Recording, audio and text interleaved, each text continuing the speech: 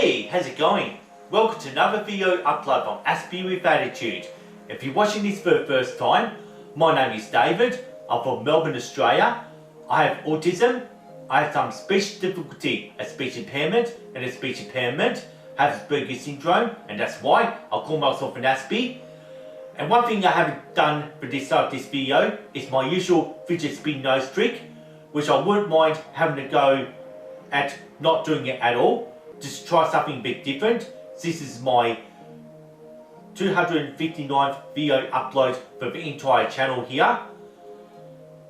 So just to start things off, it says these days, when uploading autistic life hacks, I always like to recap on previous video uploads as references from other videos of mine that draws a link from the older video uploads scattered throughout this whole entire YouTube channel, Aspie with Attitude, such as episode 170, when I had explained sensory challenges back from 16th of April 2021. And what I normally do is, I'll have a thumbnails at the end. If you see through the special effects, something I love doing on this channel is animating. And you can always find this thumbnail if you're interested in watching this video, since most of you haven't seen this upload just yet. And this is just to keep you up to date from my previous videos and to expand on sensory challenges, explaining this time most autistic individuals don't have filters in their thought process. And I'm going to explain what I mean by all that. So like I've already explained sensory challenges in episode 170. And I'm talking about things like sight, sound, taste and smell. And now for this video upload, I'll be explaining what are sensory filters. Some examples I'll be using for this video content is sight and sound.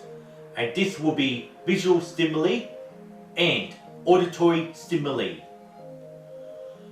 I just thought I'll start off talking about sight, which is the visual stimuli aspect of this video content.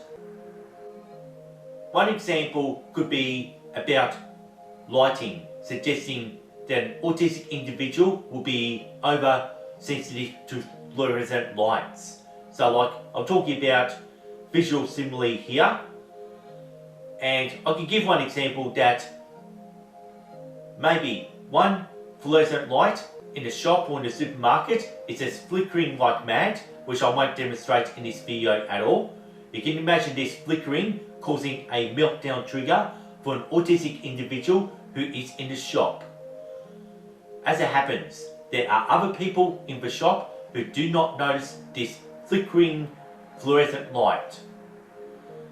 And those people who do not notice the flickering fluorescent light have filters in their brain that doesn't allow them to notice the flickering light. And it's only noticed by this autistic individual having an embarrassing meltdown throughout a whole shop, since that flickering light was the meltdown trigger for this autistic individual. The autistic individual who's having a meltdown do not have filters in their brains to even not notice the flickering light, and like everyone else here in the shops. And this is just how this one person's brain would work without the use of filters. And this is how sensory filters are explained so far, and how I mentioned what's being oversensitive is all about, particularly to the flickering fluorescent light. And just to move on from that, we can explain, what if it's the other way around? When an autistic individual wants to be making this annoying sound, there's infinite ways to describe annoying sounds.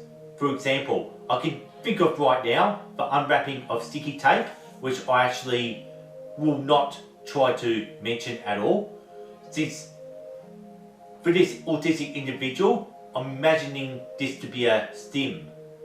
And this autistic individual do not take notice that the sound is annoying other people around them. and everyone around this autistic individual happens to be all neurotypical.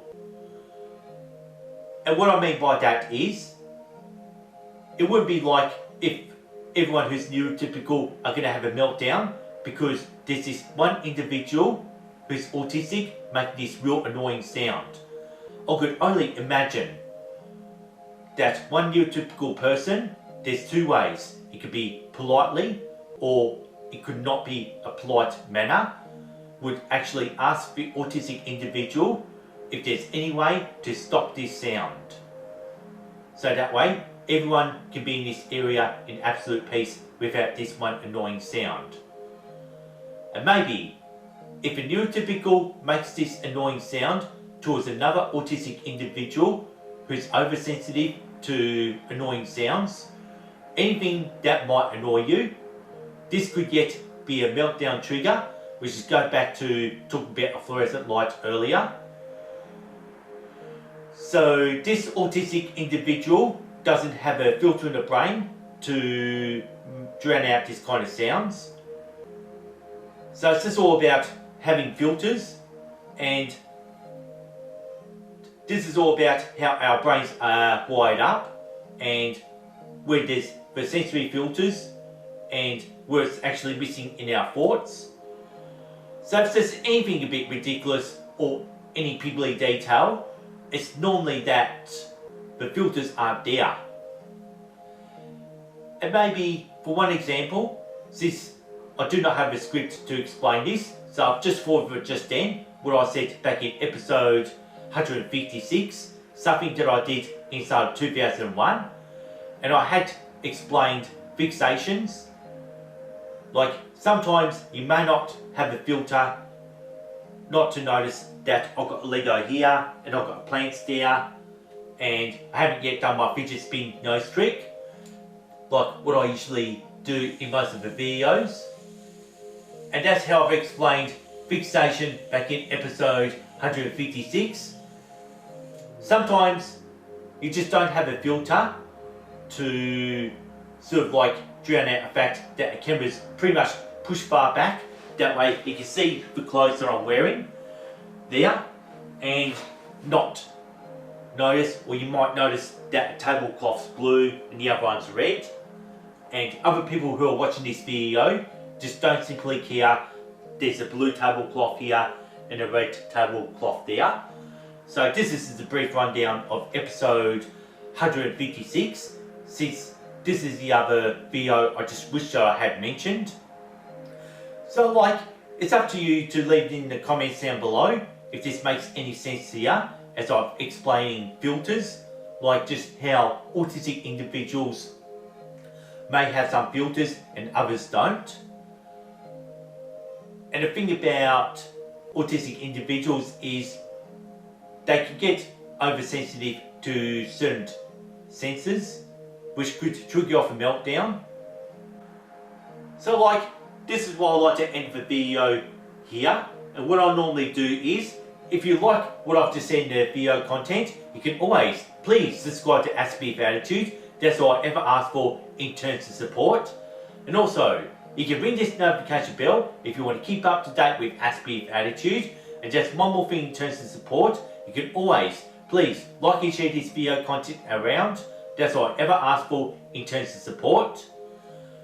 And this is what I always like doing, is uploading autistic YouTube videos, pretty much talking about my favourite interests, like how I'm into Lego, how I'm into plants, and I usually do a lot of fun-filled videos these days. And usually every videos I do, it's always kind of being dressed up like this, and that's how I usually identify my videos and the animation. And the way I usually just do the fidget spin nose trick, which is starting to get a bit old school now and very repetitive. And I like to say, thanks for watching, thanks for listening to Aspie for Attitude, peace and respect, and see you next time.